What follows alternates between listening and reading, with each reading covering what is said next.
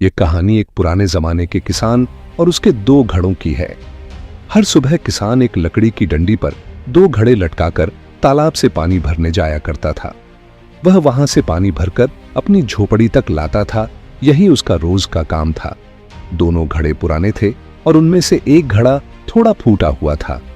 जब किसान पानी भरकर घर पहुंचता तो एक घड़े का सारा पानी तो सही सलामत घर तक पहुंचता, लेकिन फूटे हुए घड़े से पानी रिसने लगता और आधा पानी रास्ते में ही गिर जाता। वह सही घड़ा अपनी पूर्णता पर गर्व करता था। उसे लगता था कि वह किसान की मेहनत को पूरी तरह सफल बनाता है, जबकि फूटा घड़ा किसान की मेहनत को व्यर्थ कर देता है। वह बार बार फूटे घड़े को ताना देता, कहता कि उसका अब कोई उपयोग नहीं, किसान जब चाहे उसे फेंक सकता है।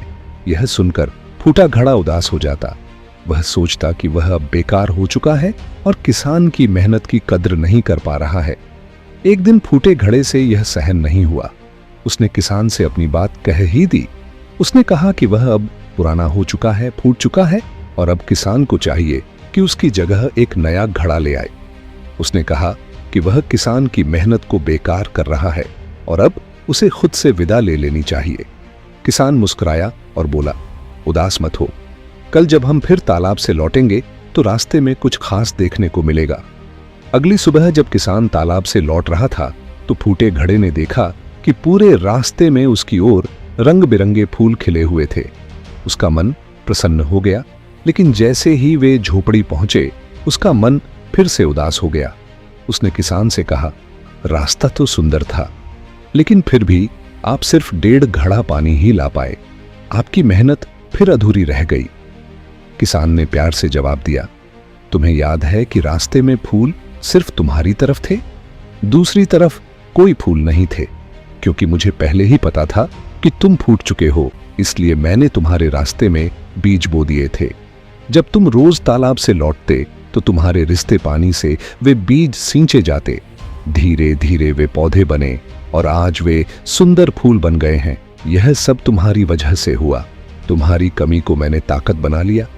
यह कहानी सिर्फ उस फूटे घड़े की नहीं है, यह हम सबकी कहानी है। इस दुनिया में कोई भी पूरी तरह परिपूर्ण नहीं होता। हर किसी में कोई न कोई कमी होती है, लेकिन जब हम अपनी कमियों को स्वीकार करते हैं और उन पर काम करते हैं तो वही कमजोरियां हमारी सबसे बड़ी ताकत बन सकती हैं। खुद को वैसे ही अपनाइए जैसे आप हैं। अगर कोई कमी है तो उसे छिपाइए मत, उसे समझिए, स्वीकार कीजिए और उसे अपना विशेष गुण बना लीजिए, क्योंकि एक टूटे घड़े की अहमियत भी सही घड़े से कहीं अधिक हो सकती है अगर उसे सही दिशा में इस्तेमाल किया जाए। अगर आपको यह कहानी पसंद आई हो तो लाइक, कमेंट और शेयर जरूर करें और हमारे चैनल को सब्सक्राइब करना न भूलें। मिलते हैं अगली प्रेरणादायक कहानी के साथ। धन्यवाद।